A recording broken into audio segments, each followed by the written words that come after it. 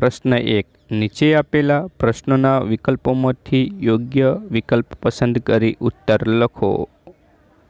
1 सूर्यनी सौथी नजीकनो ग्रह कयो छे? ए पृथ्वी, बी बुध, सी शुक्र के डी नेपच्यून। साचो जवाब आवशे बी बुध।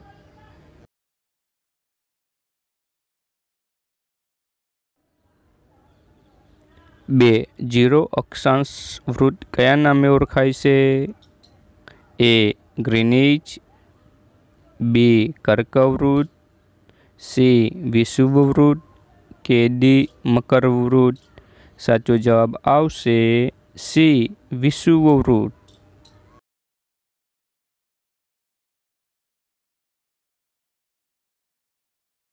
3 23.5 अंश उत्तर अक्षांश अने 66.5 अंश उत्तर अक्षांश वच्चे कयुं कटिबंध आवेलुं छे? ए शीत कटिबंध, बी समशीतोष्ण, सी उष्ण के डी आपेल तमाम। तेनो साचो जवाब आवशे बी समशीतोष्ण कटिबंध।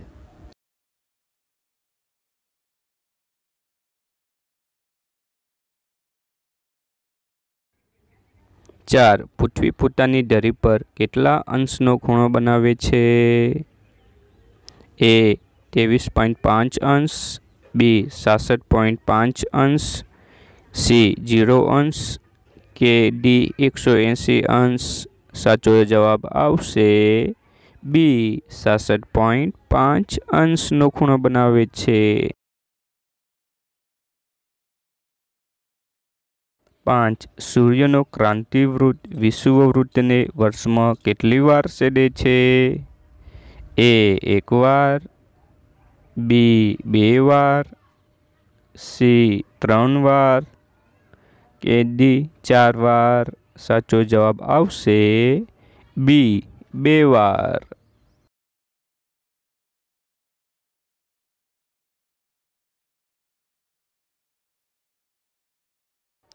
6 कोना अंतराय थी पृथ्वी पर सूर्यग्रहण जोवा मळे छे? ए चंद्रना, बी सूर्यना, सी पृथ्वीना के डी आपेल पैकी एक पण नहीं। साचो जवाब आवशे ए चंद्रना।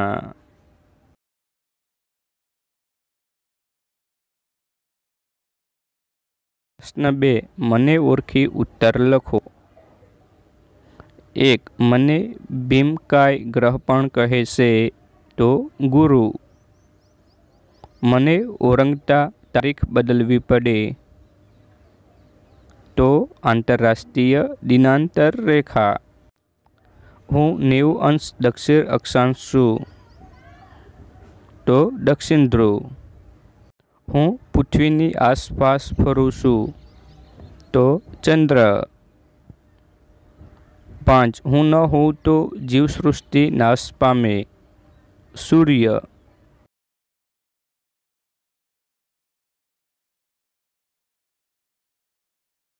प्रश्न 3 नीचेना विधानो खरा छे के खोटा ते जणावो। 1 चंद्र स्वयं प्रकाशित छे।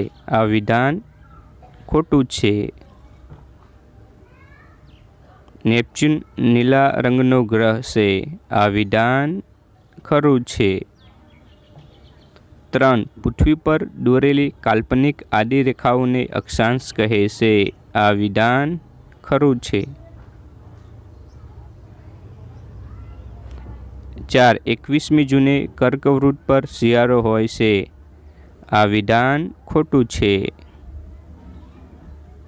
5 विषुववृत्त पर खूबज ठंडी पड़े छे। आ विधान खोटू छे। 6 90 अंश उत्तर अक्षांश उत्तर ध्रुव कहेवाय छे। आ विधान खरू छे।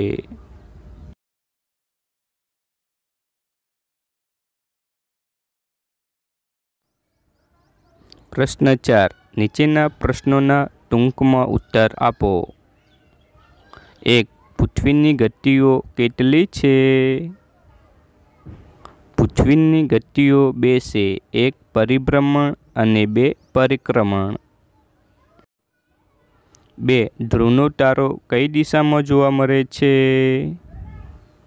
ધ્રુવનો તારો ઉત્તર દિશામાં જોવા મળે છે. 3. સૂર્યમંડળનો સૌથી ચમકતો ગ્રહ કયો છે? શુક્ર સૂર્યમંડળનો સૌથી ચમકતો ગ્રહ છે. 4. 180 અંશ રેખાંશ વૃત્ત કયા નામે ઓળખાય છે? 180 અંશ રેખાંશ વૃત્ત આંતરરાષ્ટ્રીય દિનાંતર રેખાના નામે ઓળખાય છે.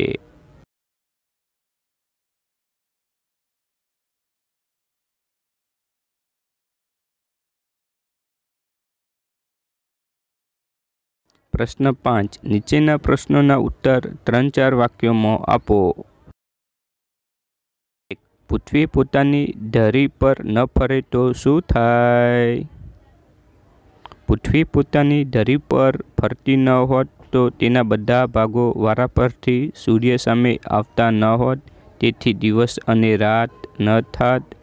પૃથ્વીનો જે ભાગ સૂર્યની સામે હોત તેના પર કાયમ માટે દિવસ રહે. પૃથ્વીનો જે ભાગ સૂર્યની વિરુદ્ધ દિશામાં હોત તેના પર કાયમ માટે રાત રહે.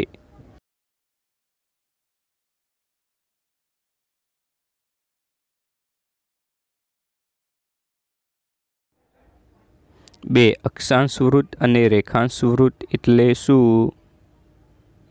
પૃથ્વીના ગોળા પર દોરેલી આડી કાલ્પનિક રેખાઓને અક્ષાંશ વૃત્ત કહેવાય છે. પૃથ્વીના ગોળા પર દોરેલી ઊભી કાલ્પનિક રેખાઓને રેખાંશ વૃત્ત કહેવાય છે. 3. ફેબ્રુઆરી માસમાં ક્યારેક 29 દિવસ હોય છે? વિધાન સમજાવો. પૃથ્વીનું એક વર્ષ 365 દિવસ અને 6 કલાકનું છે. 6 કલાક એટલે એક દિવસનો ચોથો ભાગ. ચોથા ભાગની ગણતરી કરવાનું અગવડભર્યું હોવાથી 365 દિવસોએ વર્ષ પૂરું કરવામાં આવે છે. બાકી બચેલા 6 કલાકને દર 4 વર્ષે ફેબ્રુઆરી મહિનામાં એક દિવસ વધારીને એટલે કે 28 દિવસને બદલે 29 દિવસ કરીને સરભર કરવામાં આવે છે. આથી ફેબ્રુઆરી મહિનામાં દર 4 વર્ષે 29 દિવસ હોય છે. તે વર્ષને લીપ વર્ષ કહેવામાં આવે છે.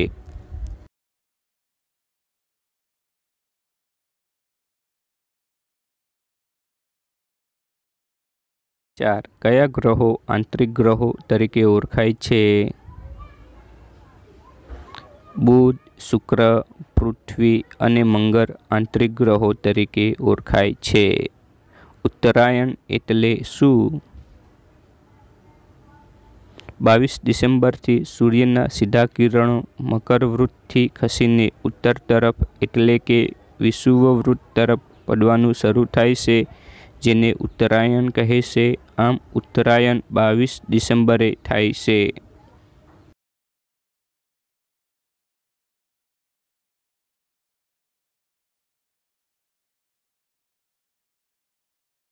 6. ટૂંક નોંધ લખો. 1. ચંદ્રગ્રહણ. ચંદ્રને સૂર્ય તરફથી પ્રકાશ મળે છે, તેથી ચંદ્ર તરફ જતા સૂર્યના કિરણોની વચ્ચે પૃથ્વી આવે છે, ત્યારે પૃથ્વીના એટલા ભાગનો પડછાયો ચંદ્ર પર પડે છે. ચંદ્રનો એ ભાગ આપણને દેખાતો નથી, જેને ચંદ્રગ્રહણ કહે છે. ચંદ્રગ્રહણ માત્ર પૂનમની રાત્રિએ થાય છે.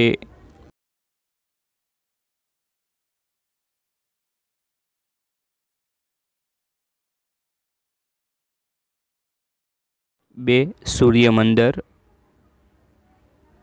સૂર્ય, ગ્રહો, ઉપગ્રહો, લઘુગ્રહો, ધૂમકેતુઓ, ઉલ્કાઓ વગેરેના સમૂહને સૂર્યમંડળ કે સૌર પરિવાર કહેવામાં આવે છે.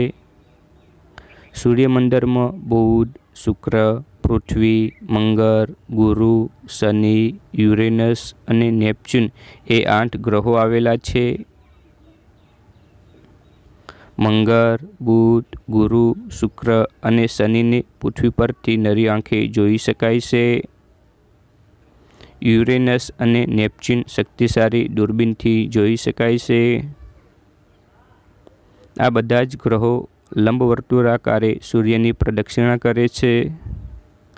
સૂર્યમંડળના બધા જ ઉપગ્રહો ગ્રહોની આસપાસ ફરે છે. પૃથ્વીને એક ઉપગ્રહ ચંદ્ર છે. ગુરુ, શનિ, યુરેનસ, નેપચ્યુન અને મંગળને 2 કે તેથી વધારે ઉપગ્રહો છે. બુધ અને શુક્રને એક પણ ઉપગ્રહ નથી. મંગળ અને ગુરુના ગ્રહ વચ્ચે નાના કદના અસંખ્ય લઘુગ્રહો આવેલા છે.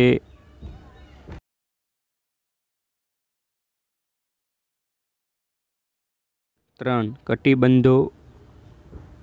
પૃથ્વી પરના અક્ષાંશો તાપમાન, પ્રકાશ, ગરમી અને ઠંડીના આધારે જુદા જુદા વિભાગોમાં વહેંચાઈ જાય છે, જેને કટિબંધો કહે છે. પૃથ્વી પર અક્ષાંશો પર વર્ષ દરમિયાન પ્રકાશ અને ગરમી મેળવતા ભાગોને નીચે મુજબ 3 વિભાગમાં વહેંચવામાં આવેલા છે. ઉષ્ણકટિબંધ, સમશીતોષ્ણકટિબંધ અને શીત કટિબંધ.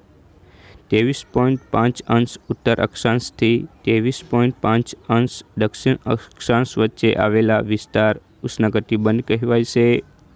આ વિસ્તારમાં અતિશય ગરમી પડે છે. બંને ગોળાર્ધમાં 23.5 અક્ષાંશથી 66.5 અક્ષાંશ વચ્ચે આવેલા વિસ્તાર સમશીતોષ્ણ કટિબંધ કહેવાય છે. આ વિસ્તારમાં ગરમી અને ઠંડી સપ્રમાણ હોય છે. બંને ગોળાર્ધમાં 66.5 અક્ષાંશથી 90 અક્ષાંશ વચ્ચે આવેલા વિસ્તાર શીત કટિબંધ કહેવાય છે. આ વિસ્તારમાં સખત ઠંડી પડે છે.